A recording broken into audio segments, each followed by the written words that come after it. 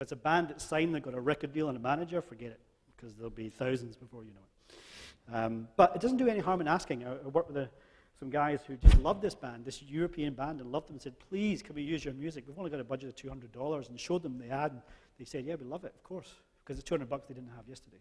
So it's worth a punt. All right, we're getting there. How much time do you have? What's the main story points, the plot points that you need to be mindful of going forward in this journey? Okay, what are the things that are happening at an organizational level? So you can do that quite clearly about things opening and so on, the seasonal things that happen. You can start to plot that out. Don't think about what you're doing yet from a timeline, but what's the organization doing?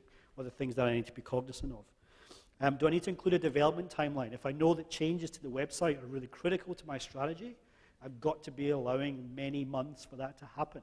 Be realistic about how long a website takes. If you're starting a website from scratch, today, if you came to me and say, Stu, I need a website, I've got some ideas, I would say 3 to 4 months. That's what I would say.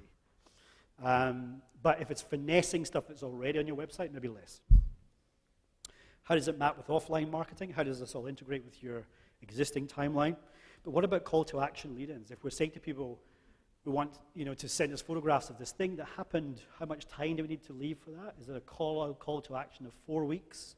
And then how does that fit into the whole cycle? So just some things to think about when you're mapping that timeline. And finally,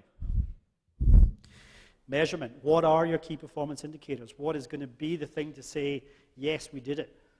As I've heard today, likes and followers are about as useful today as hits on a website, okay? Because nobody talks about hits anymore on a website. I got 1 million hits on my website. Nobody cares about how many hits you got on your website. How many users, how many unique visitors, and how long are they spending there, okay? And in this case, the KPIs are going to be engagement. How many people engaged with it, shared it, passed it on, commented, liked, so on. Those are the metrics to be thinking of, rather than pure numbers.